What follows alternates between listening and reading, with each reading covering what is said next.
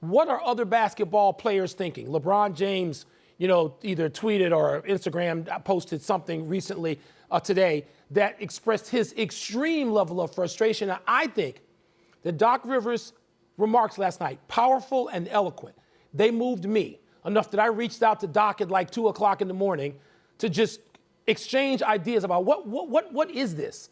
And Doc did not plan this. It was an outpouring, which he told me. And I think that resonated, Tony, particularly with players. Doc Rivers and Greg Popovich may be the most sort of respected coaches in the league. Doc Rivers, for younger players, he's a beacon to them in many ways. And I think that this had something to do with what players felt and what we are now seeing executed. Okay, so let us run the tape of Doc Rivers right now and then come back to this discussion, if we can run that. We're the ones getting killed. We're the ones getting shot.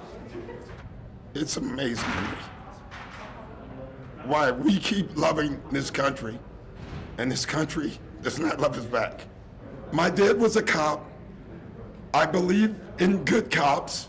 We're trying to get them to protect us, just like they protect everybody else. All we're asking is you live up to the Constitution. That's all we're asking for everybody, for everyone. So I watched this 2 or 3 times today. I have enormous respect for Doc Rivers. Liked him a lot as a player, loved him as a broadcaster. I think he's a terrific coach. I think he's a fine and smart man. And I watched this and I could not do anything but agree with every single thing that Doc Rivers said. There was one point, and you didn't hear this on this tape, but he said, essentially, I would just like to be a coach. And those days are gone because we put athletes not so much on a pedestal, but our availability to athletes is such that we ask them questions every single day. Questions that we don't ask CEOs, questions that we don't ask judges, questions, that we don't ask people around the country, but athletes and coaches are expected to answer. And so Doc Rivers can't just be a coach, he has to be a statesman as well. You've known him almost his whole life, and I know how much you like him. So you can talk about this, but then what we've got to get to is what do the players hope in the short term and long term to accomplish here? Well, Tony, I don't know that for players as young as they are, yes, there's thinking going on. I was glad that Fred VanVleet and Norman Powell of Toronto, 2 guys and names people don't really know. I got to know them last year in the playoffs because I was standing at their locker and listening to them because they're just smart, discerning, thoughtful guys. And I just like listening to them. And now here they are at the forefront of something, and Fred VanVleet expressed something you just said. Wait a minute. How I'm getting asked this question, and what am I committed to do? I mean, they're wondering out loud, and I'm going in this direction because I don't know that they know what the long play is. But, Tony, we can't afford to have the long play. The long play could see 8 to 12 to 15 to 20 more black men specifically, or women, shot and killed, or put a knee on their neck. The long-term play doesn't work anymore. You've got to play for now. And so what you're hearing, and I said this yesterday, is the frustration, the anger, the desperation. And I said this months ago to you because I'm older than those guys. And so my frustration has been, you don't hear me. You don't hear me. You don't even hear in this country. In the Republican National Convention, they're not hearing this. They're not giving a damn about black lives. They don't even mention black lives. So we've got a portion of people in this country who are not nearly ready to get on the bandwagon, Tony. And this is the frustration and the desperation that you hear, whether it's from Doc Rivers, whether it's from a player, whether it's from whomever. And there are points that we have to get to at some point about what the league is going to do.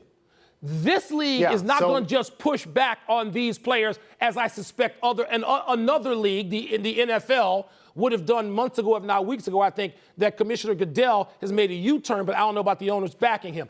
This league is not going to do that to these players and coaches. So the question will be, what does the NBA now want to do? So thank you for asking that, because we're both trained as newspaper reporters. And I sit here now and I don't have any answers whatsoever. But because of my training, I've got a lot of questions. I look at my notes. What is the immediate goal? Where is the NBA Players Association? Is this? Where is the team owner in this? Where is Adam Silver? Surely this has been discussed. Surely there is a contingency plan because they're too smart not to think this could have happened. You know, what is the impact? Do they play tomorrow?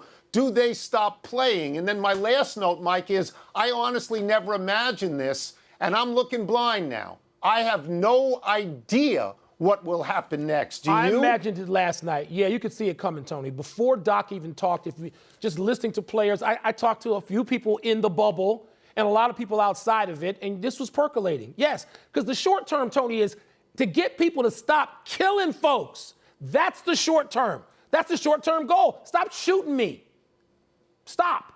Make it so that I am not afraid to see a police car driving down the Dan Ryan in Chicago or the Beltway in Washington, D.C., or wherever the hell you want to be, the 405 in L.A.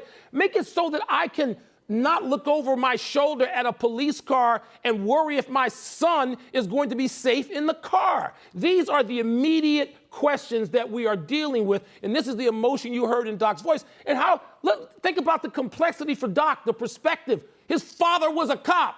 I knew Doc's father. I mean, it's so difficult, and the point of view can be different from person to person, but the first goal is stop killing people.